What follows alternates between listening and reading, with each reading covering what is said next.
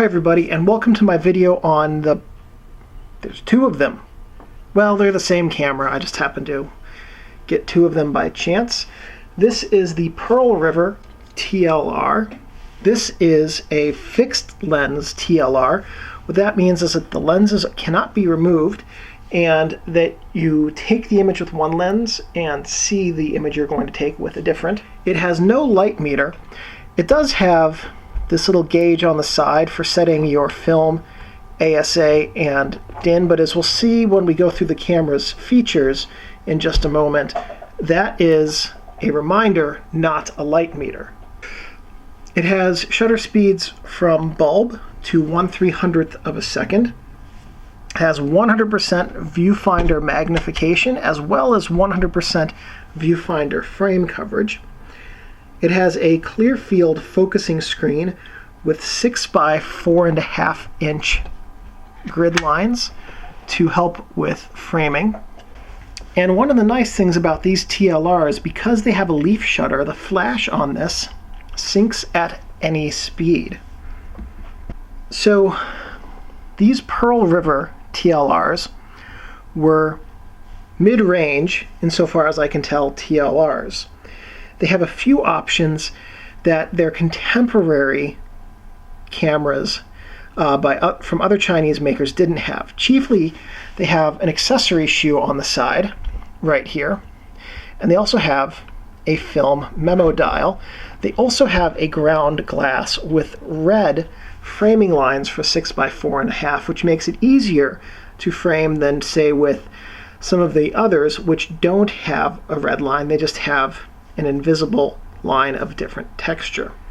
They also have a different lens and shutter combination than other identical Chinese clone TLRs, and these have a slightly higher end lens and shutter, as I understand it, than did some of the others.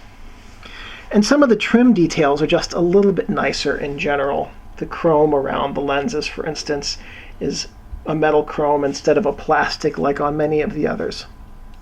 And some of the other things, just the other aspects of it, simply feel more robust than other Chinese-made TLRs. These were produced by, I'm going to pronounce the names of these cities wrong and provinces, I apologize up front, but this was made by the Guangdong Camera Factory in Guangzhou City, Guangdong province, yes, I can't speak English tonight apparently, let alone Chinese, so they were made in China. They ran from the 1960s until at least 1984, and they were discontinued sometime in the 1980s. Now, one thing about these cameras, unlike all other Chinese-made TLRs that I'm aware of, if you look at the first two digits of the serial numbers on the lenses, my understanding from a few different sources is that's the year the cameras were made. And both of these have 1984, or have 84 as the first two digits. Now, I can't say I know that with 100% certainty, but I read that in a couple of places on the internet, and it somewhat makes sense. At any rate, so take that with a grain of salt and don't bet your life on it, but it is entirely possible that 1984 is the year that both of these were made. So, at any rate, I don't know if they were preceded by anything, different models of Pearl River or something like that. I don't know if there were other Pearl River cameras made at the same time. Guessing nothing followed them, because as far as I know, the factory shut down. But I could be wrong about that as well. A lot of the information about these Chinese TLRs is lost or unavailable. So if you have your Pearl River TLR, we're going to go through the features now. I'm going to start on the top. So even though these are on the side, technically these are the strap lugs right here. They are what you would attach your camera strap to. If you have the leather case for this, which they came with a big honking leather case, then I believe that there are metal clips that clip into that. This is the top of the camera, the viewfinder hood, and it folds up just like that. Now you can see, should be able to see, that there's the red lines in there that are for the 6 by 4.5 framing. Also have, unlike many of the other TLRs, these ones have a magnifying glass that folds out from the front to help with fine framing. It's also a very nice large magnifying glass, much larger than the other cameras like this. You can also fold down the front part of this panel to create a sport finder. So you can look through the back here and just do a rough frame. Oh, that would be trippy looking through with the magnifying glass. Oops, didn't mean to do that. At any rate, to close the front, then you just do that. Just slightly close it and it pops back up, and then you can close the magnifying glass. So here's the front of the camera. And here we have the taking lens. This is where the light goes into the camera, hits a mirror that's right here, and then goes up to the viewfinder screen to help you know what you're going to take a picture of. Here's the flash PC port. This is where you would plug your flash cable to take a picture. One of the nice things about the Pearl Rivers is the PC port is up here. On many of them it's down here, right in the way of other dials and things like that. Here's the taking lens, and the taking lens is where the light goes through the lens when the shutter's open to hit the film plane back here and record the image. This is your aperture selection lever. This is your self-timer lever. Here is your shutter arming lever. I'm going to set the shutter speed first. You should set the shutter speed by rotating this dial, and then you arm it, and then the self-timer right there. I took the risk because usually the self-timer on this body works.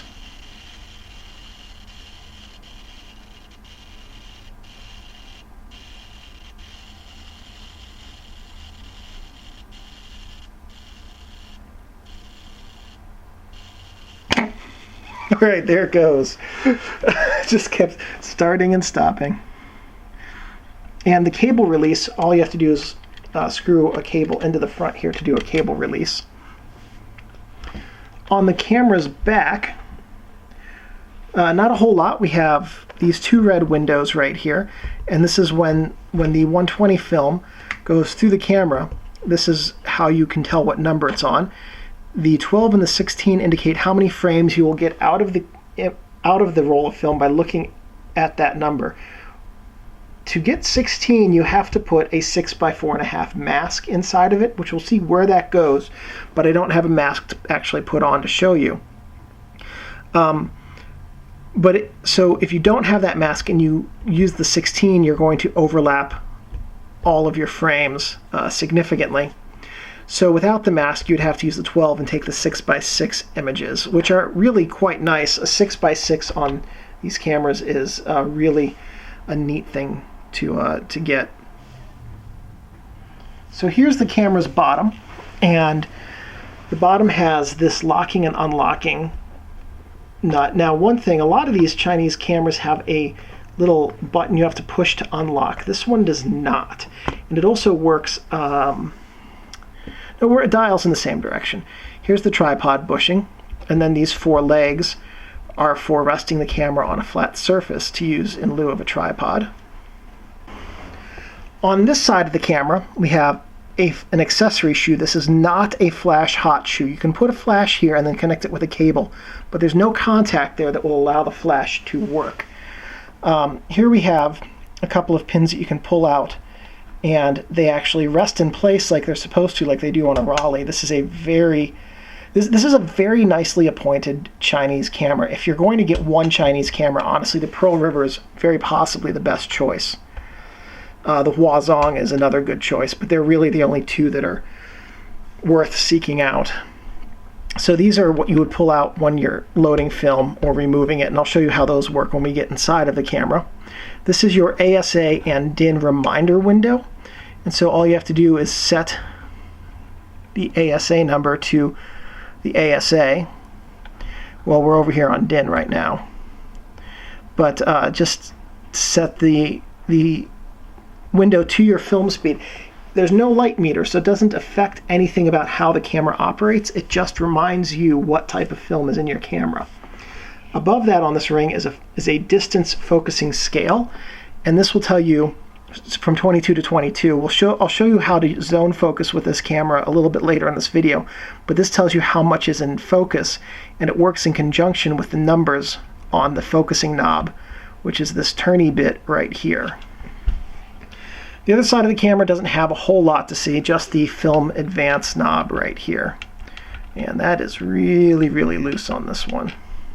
So to get into the camera, you just rotate the dial here to O and lift, and there we are. We are inside. What you're looking at right now is the camera obscura right here. This is where the light travels to hit the film. These are film guide rollers. These help the film travel smoothly through the camera's body. These long silver rails work to help keep the film flat on plane. They work in conjunction with the film pressure plate on the back right here to keep it flat. These 4 dots on the outside help guide the film paper through so that it's aligned properly. And when you have the 6x4.5 mask, it also clips in here to help, and so that's why it doesn't have full guide rails on the outside. Here's the pin that I showed you that you would remove to load film. This is where the film is taken up, and you put an old roll of film in there to take up the new film. And here is where the film is fed from. And whenever you finish a roll, just move spool up to the top, click it in place, and you are ready to go for your next roll of film. So here is a dummy roll of spool and paper, no film, so I can demonstrate what happens as you load film. To load film, you just pull this out and rotate it so that it stays out. That's a feature that not many of the Chinese-made cameras have. It's pretty nice. And then once the film's in, you just rotate that so it clicks back into place. I'm going to pull out a leader, feed it into the take-up spool.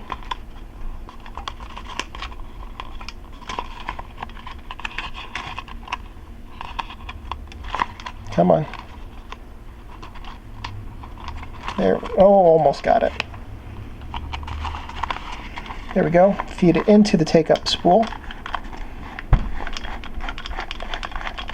Now we're going to advance it until some double arrows come up to here. Now this is the point at which you close your film back, lock it. There we go. Okay, so now that you've got your film loaded, if you have the 6x4.5 mask in, you're going to look at the numbers in this window. If you don't, you're going to look at the numbers in this window right here.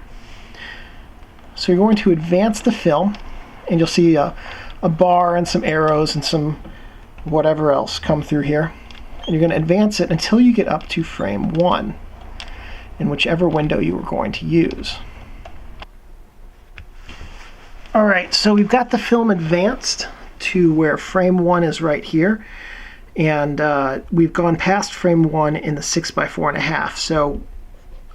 So just remember, whichever window, whichever size you're shooting, read that window, 6x4.5, 6x6. So if you've never used film before, film is one and done. And what that means is that if you expose it in a controlled setting to light, you'll end up with an image. If you can expose it to light in an uncontrolled setting by, say, opening the camera back right now, you'll erase your image and any others that receive that light. So once you load your film, the film back needs to stay closed until you have completely advanced it through the whole roll. But I'm going to open up the back of the camera and show you what happens to your film as you take pictures. So you can see the one in the middle is the number that we were looking at for the 6x6 right there. So after you take a picture, if you advance the film, now the 2, you would advance until you see the 2 through the red window. You can advance or not by using the shutter mechanism or not. The film advance is not connected to the shutter, which makes this pretty much an ideal double exposure camera, and I'll show you why a little bit later in the video. So as you take pictures, you'll advance through the entire roll of film, and you'll notice that it's just getting taken up on the take-up spool right there. And the more you advance, the faster it gets taken up as the diameter of the spool gets effectively thicker from the paper and film. Once you get past 12 for 6x6 or 16 for 6x4.5, next you'll come to a series of black bars to let you know you're reaching the end. That little click you just heard is the end of the paper coming off of the original spool. There you go. And now, at this point, it's safe to open up the back of the camera. To remove the film, you simply pull this knob out, rotate it. There you go. Real film would come with a piece of tape or something like that you would use to seal it. Leave this out because the next thing we're going to do is remove this spool from down here, transfer it up here, and there we go. There we go. We are ready for the next roll of film whenever that's going to come our way. A lot of people like to know about flash photography. So flash photography is fairly simple with this camera. Because it has a leaf shutter, the flash will sync at any speed. And the flash connects to this PC port right up here. You could mount the flash here on the camera, but it's always better to mount that part just fell off. At any rate, you can mount the flash right here, but it's always better to mount the flash off the camera body because you can light the subject from the side or the top, and it gives you a better lighting, a more natural lighting than dead on. Having the flash hit the subject dead on is a good way to make them look like a wax museum sculpture.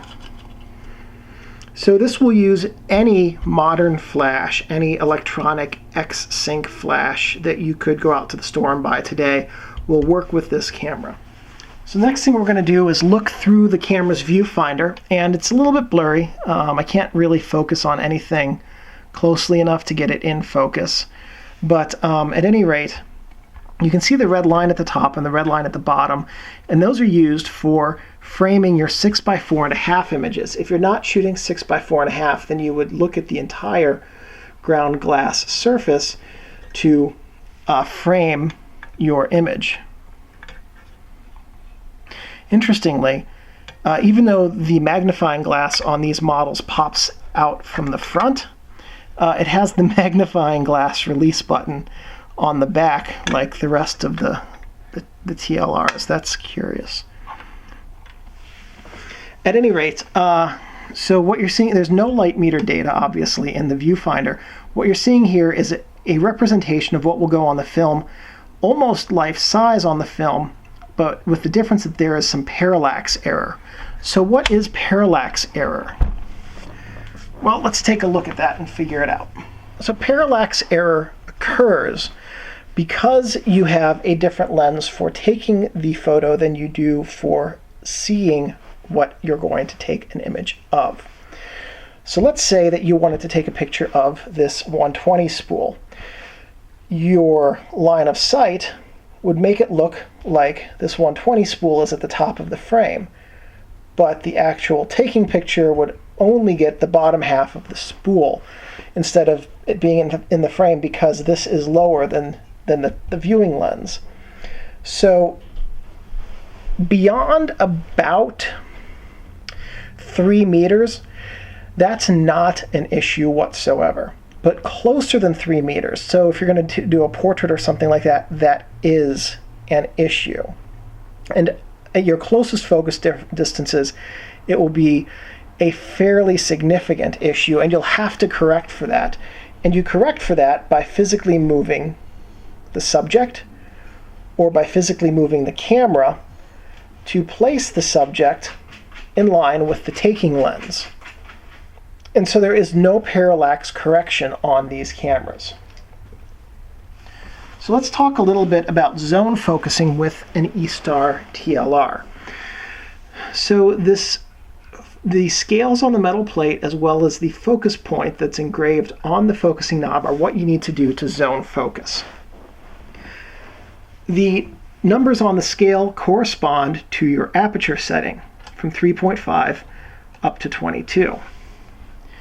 So let's say you wanted to get as much of the world in focus as you can. You'd set infinity to f22, set your aperture to f22, and now everything from 2.5 meters out to infinity would be in focus, because 2.5 meters is here and infinity is here, and that's telling you that at f22 all of that is in focus. If you didn't want to have the f22 softening, because at f22 you'll have a little bit of image softness introduced, you go f16, and then everything from just shy of 4 meters out to infinity is in focus, and that's pretty good. Now, where this is useful is if you just want to take a quick snapshot. You know, for instance, that at f16 you can do a shutter speed of 1/300th, and you'll be in good shape. So you just need to have all of that ready to go, and you want to have the maximum depth of field because you know your subject's going to be somewhere between 4 meters and infinity from you. All you have to do is arm your shutter and then take the picture when you're ready. So this is a really good way to do pre-focusing and know what's going to be in focus. But that's not the only use for this. Let's say that you wanted to take a picture of someone and have only their shoulders and face be in focus, but the background be nice and blurry, and the foreground be nice and blurry if there is any. So you can do that by, let's say you wanted to use f8. Okay, no problem. We'll set this to 2 meters at f8, so 6-ish feet. And over here it's just shy of 1.7 meters, so 5-ish feet. I don't know what meters is in feet. Who knows? Nobody knows what meters are in feet. It's not possible to convert that. Ask NASA. And so everything from 1.7 meters to 2 meters is in feet, and that's effectively the distance of shoulder to shoulder if they're at diagonal, maybe a little bit more, but it puts your subject, your person, in focus. So you can use these distance scales not just to hyperfocal distance and zone focus, but to know if I'm going to put a person in focus, here's how far they need to be from me, here's the aperture I need to use, and here's how much from in front of them to behind them is going to be in focus. So I know that they're going to be in focus, but the tree 10 feet behind them will be soft, and anything that's in front of them, bushes or whatever, or fence or deer, who knows, in front of them will be soft, but they will be in sharp focus. That's how you use the distance focusing scale. So let's put all of this together and run through the process of taking a photo.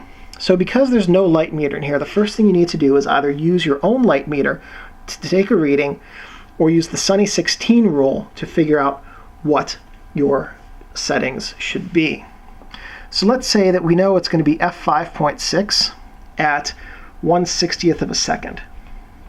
Okay, so we'll set the shutter to that. Now we're going to arm the shutter just so that it's ready to go. We'll flip up the top here. We'll look through it and we'll focus. All right, that's pretty good. That's in focus. That's what we want. And then hold the camera steady, take the picture. After we take the picture, then we just advance the film until the next number appears in the window. Now bear in mind you'll want to keep the window closed when you're not using it, so only keep the window open when you advance the film. Get to the next frame and we're ready to go to repeat the process. Now, a lot of people ask me, how do I do a double exposure with a camera? This is a camera that is very well suited for double exposures. The shutter mechanism and the film advance are not connected, meaning you can just take picture after picture after picture and not advance the film. So these are really well suited for double exposure work. So here's how you do that.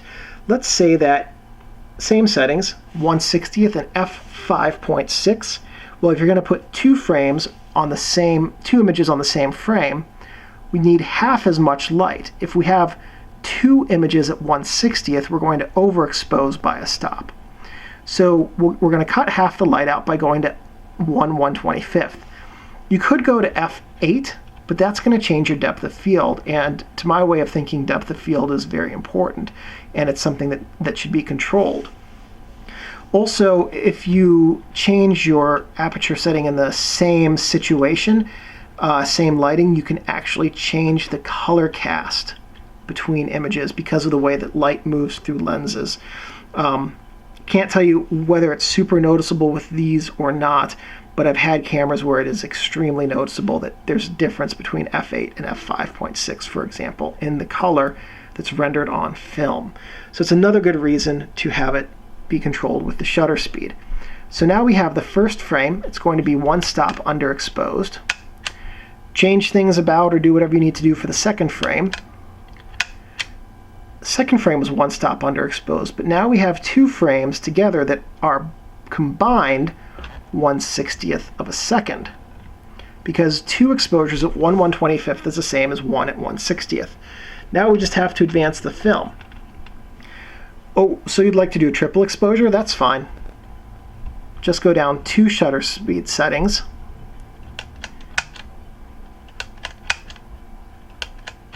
There we go. Triple exposure. Advance the film. So you want to do 19 exposures? Well, that's kind of crazy. I guarantee it's not going to turn out very well. But all right, go till your heart's content. Do it.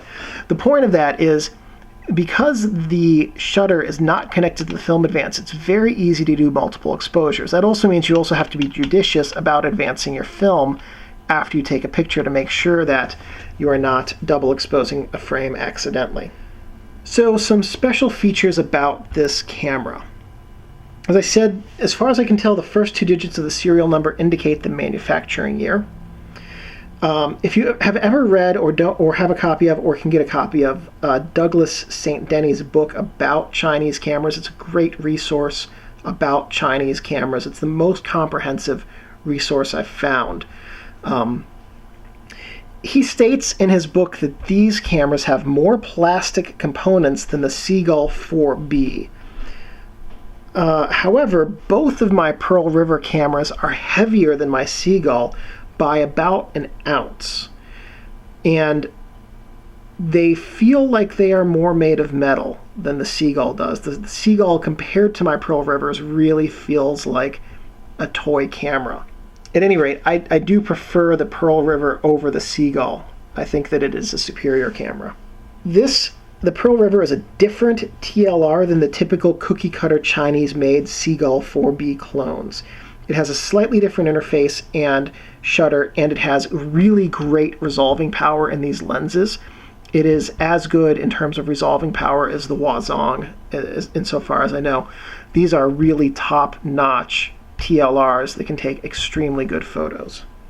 Also, based on the resources I read for this video, as well as my own copies of these two cameras, at least 3 shutter variants exist within the production run, and these corresponded most likely with trim levels and options that could be ordered. Now, mine are both the same, but the baseline cheapest shutter, as far as I could tell, is the fixed 1/125th of a second f4 to f22 option, and it's f4, but the lens is actually an f3.5 lens, but it's a fixed shutter speed.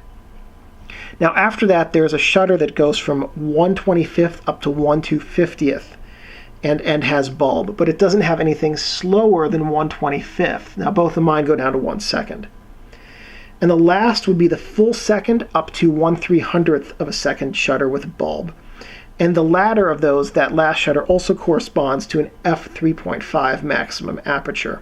Even though the other lenses, I believe, were f3.5 lenses, I think both of them only allowed the user to open up to f4. So there was one photo that I found of a 1/125th shutter, and that photo showed an f3.5 lens, but an f4 aperture setting on the shutter. Also, some of the some of the Pearl Rivers had Bay 1 filter mounts and others didn't. So I don't know if that was an option or how, or if it was by market or how they did that. Neither of mine have a Bay 1 filter mount, but some of them did. So a few things not to do with your shutter. Don't touch the lenses. If you do take the lenses apart, don't touch the shutter and don't stick your finger in it when it opens and let it close on your finger. That's a great way to brick an otherwise perfect camera. If you need to take it apart to clean the focusing screen, don't touch the mirror that's in here. It's surface coated silver. It will tarnish and it will be ruined from your finger oils. Don't leave your camera and lenses in your car, because the heat can cause the oils in them to get very thin, get into parts of the shutter where they shouldn't be, and then when they get thicker again, the shutter won't operate properly. Likewise, don't leave it in the cold in your car, because the oils can break down and become gummy, and then the shutter won't operate properly. Don't store your camera in a plastic bag or box, because mildew will grow, mold and fungus will grow, and it will be extremely detrimental to your camera. And also don't let your camera get wet. For the same reason you can get mildew and mold, but also because there is a lot of metal in it, and that's a good way to get some rust forming inside of the camera. So if this video was helpful, please give me a thumbs up. That lets me know that I'm on the right track. If you have any questions or comments, please leave those below. I'm pretty good about responding fairly quickly. If you have suggestions or thoughts for future videos, please let me know. And if I have the equipment and technical know-how, I'm more than happy to make those videos for you. And one last thing, thank you guys for watching, and take great photos.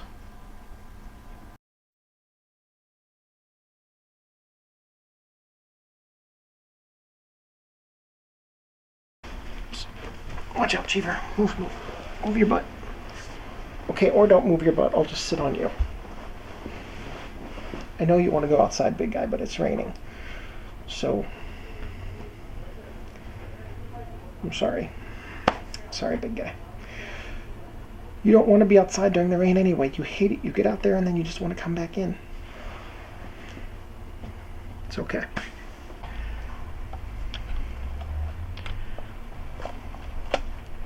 Oh, that wasn't good.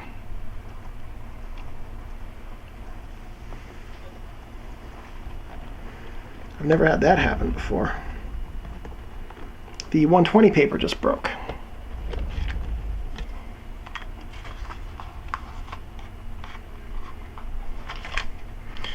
So what happened was the 120 paper got caught right in here and just tore and broke. This 120 paper is 30 years old if it's a day.